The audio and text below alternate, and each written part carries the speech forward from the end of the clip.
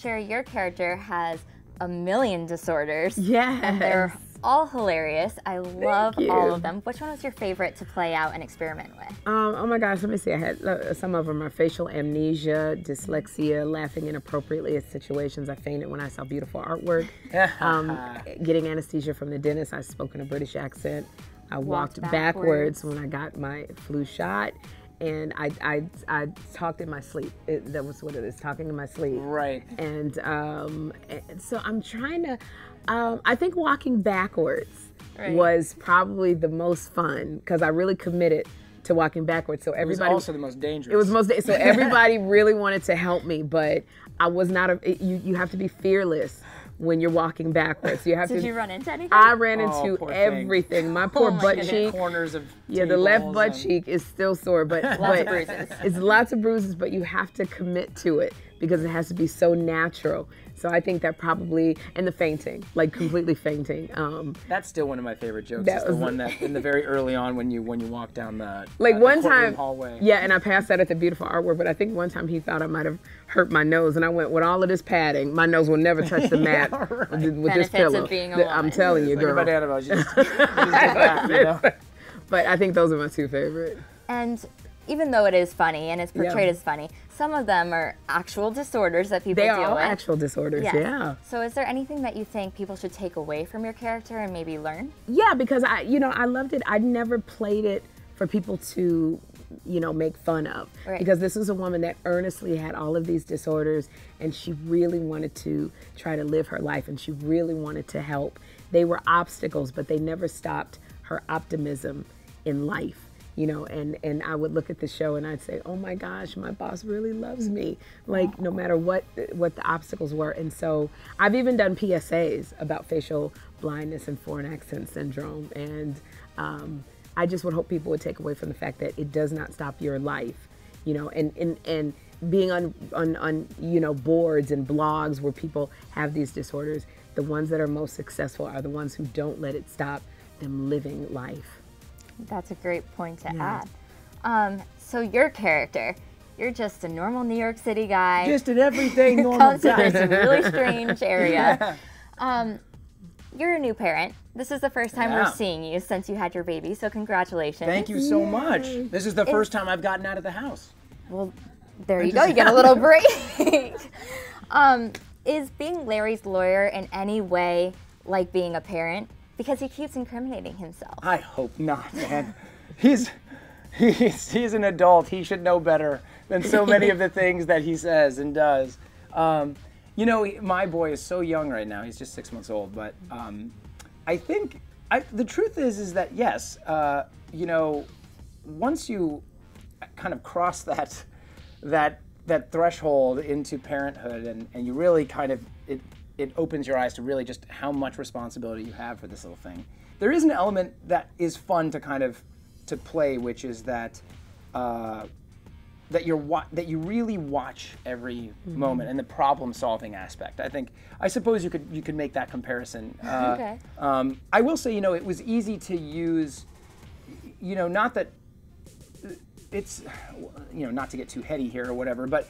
The more you care about stuff in life, the more you have to use as an actor, right? So the things that have more value, the more you invest life with value, the more that you can understand what it would be like to lose that or whatever, and then that can make you experience different emotions that you need to bring to the scenes and stuff. So there are definitely times where the influx of emotion and care that I have for this little boy, I could use, in my acting. That's certainly something that will be feeding me, but let's hope do use it. Yeah. Oh my God. Well, let's hope that it's not. Let's hope that I'm not trying to constantly problem solve this child out of a murder. Did you guys do any research on how to be a lawyer and how to get away with murder? Yeah, because you had like amazing courtroom scenes.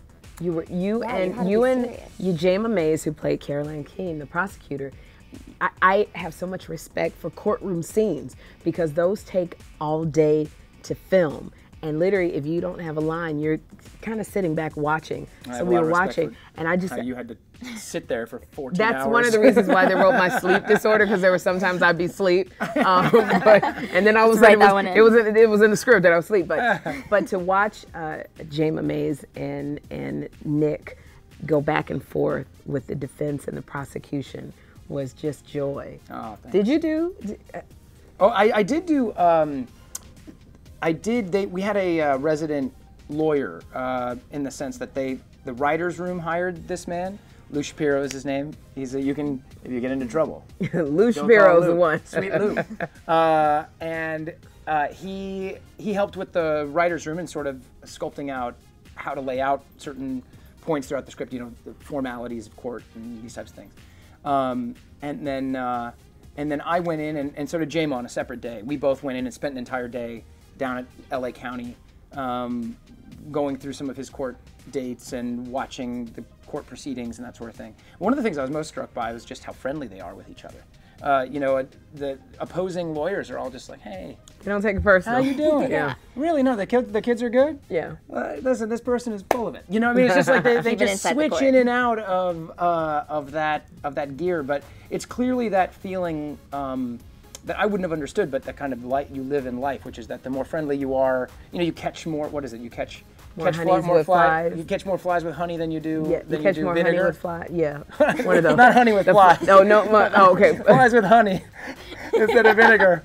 But yes, that's it. And I didn't really realize that it happened like that. But because many courtrooms are just like the lawyers are begrudgingly have to deal with each other. But so we tried to bring that a little bit into Carol Ann and I. And they have a little sexual tension going on, Carol Ann. Well, then the sex helps. Yeah. Yeah. A lot of closed doors kissing.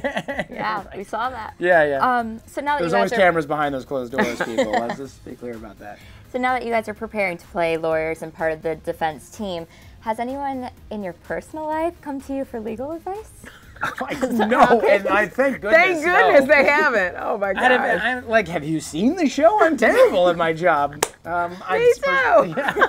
Our team is absolutely hopeless. Yeah, we don't want to be going around to all the lawyer conferences. No help in that way. So then on the other side of things, what's the worst legal trouble you guys have gotten into? Well, now, unfortunately, I'll give Sherri a moment to think about how she wants to answer that one. Let's see, the most legal trouble I've ever been. I don't think I have any major. I mean, Are you that upstanding of a man? Well, I mean, I've gotten some. I mean, there's some car accidents and some speeding tickets in my history. I mean, I almost was caught doing things, but that wasn't legal trouble. Oh, that's TooFab. That story is TooFab. Plug in. And there you go. You're cute. I think I was just telling him a story earlier. I didn't pay traffic tickets. I was on my way to the Comedy Store, which I was a regular at the Comedy Store, and I had all of these traffic tickets, like moving violations, and I would throw the ticket in my glove compartment, and I never paid them. And because I was in this religion where I thought that the world was going to come to an end, and it never came to an end, so I never paid my bills. And so when the cops stopped me, I had all of these bench warrants, and they arrested me on my way to the Comedy Store. And at the time, when I was your age girl, I was wearing the same exact thing, a mini skirt, a little top, and I was wearing these thigh-high boots. And so when they took me to jail, they chained me up on the bench, and I kept trying to tell the cops, I'm not like all these other girls. And then I looked at all the hookers, and I'm like, yeah, I am. We're all dressed. We're all dressed alike. We're just exactly alike. And I was in jail for 8 days because I didn't have the money to pay the bench warrants. So I was a legal secretary at the time and a comedian. And I called the law firm, and I'm like, can I get my vacation now? Because I'm going to be gone the next 7 days. So that was Sybil Brand. Sybil Brand in the house. Ah! Such a great story. Isn't that an amazing story? Yeah. It is.